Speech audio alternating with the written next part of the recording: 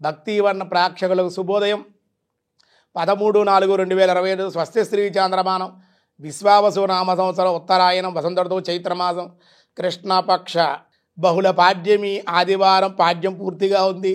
చిత్రా నక్షత్రం రాత్రి 7:41 వరకు, వర్జం రాత్రి 1:54 నుండి 3:40 వరకు, దుర్ముహూర్తం సాయంత్రం 4:32 నుండి 5:21 వరకు కూడా దుర్ముహూర్తాలు.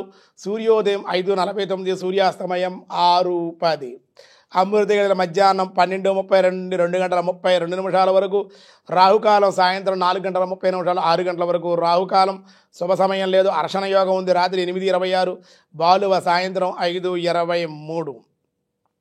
ఈరోజు మేష సంక్రమణం తెల్లవారు 5:32. అలాగే శుక్ర వక్రత్యాగం ఉదయం 6:31 అయింది. దినారంభ చక్రాల్లో ఈరోజు ముందుగా మేషరాశి వారికి ఈరోజు సర్వభూషణ లాభాలు, సామాన్య జీవనం ఉంటుంది. ఈరోజు ధనం కూడా పనులేవి పెద్దగా పూర్తవు, ధనం కూడా రావాల్సిన బాకీలు వసూలు కాక మిశ్రమంగా ఉండే అవకాశాలు. వృషభ రాశి ధన వ్యయం, శారీరక మానసిక బాధలు, కొన్ని ఇబ్బందులు ఉండే అవకాశాలు. మిథున రాశి ధన వ్యయం, మానసిక అశాంతి, శుభకార్య నిమిత్తమే అధిక ధన వ్యయం. కర్కాటక రాశి ఉన్నత ఉద్యోగ లాభం, ధన వ్యయం ఉంది. వృత్తి యందు లాభాలు, యత్నకార్య సిద్ధి ఉంది ఈ రోజు చివరిలో. సింహరాశి కార్యభంగం, విదేశీ ప్రయాణాలు, విదేశీ వస్తువుల బహుమతులు అందుకునే అవకాశం. కన్యారాశి స్త్రీ మూలక సమస్యలు, ధన వ్యయం, చోరాగ్ని భయాలు, అనారోగ్య సమస్యలు ఉండే అవకాశాలు. తులారాశి ఆరోగ్యం తగ్గుట, వ్యాపారంలో శ్రమ, కార్యాలయందు ఈరోజు విజయం మట్టుకు పొందే అవకాశం ఉంది.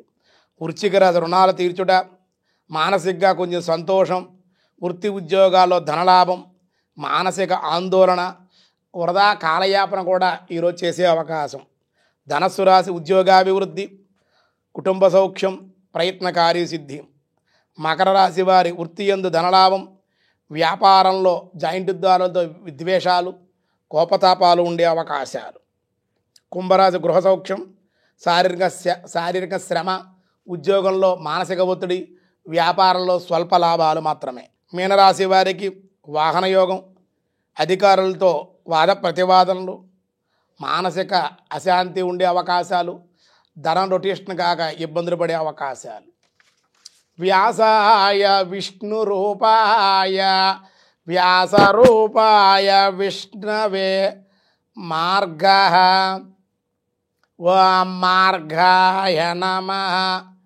మామూలుగా మార్గము అంటే దారి అనుకుంటాం. నన్యపద విద్యతే యనాయ అన్నారు. నన్యపద విద్యతే అన్యయ అంటే కనుక భగవత్ప్రాప్తికి ఆత్మజ్ఞానము తప్ప మరొక మార్గమే లేదు. భగవద్ మార్గమే మార్గం. దానికి ఆత్మజ్ఞానం పొందాలి అంటే కనుక భగవత్ప్రాప్తే కావాలి అని శృతి గానం చేసింది. కావున భగవానుడు మార్గ అను స్తుతింపబడ్డాడు. మన మార్గం ఏమిటి, గమ్యం ఏమిటి? పరమాత్మే.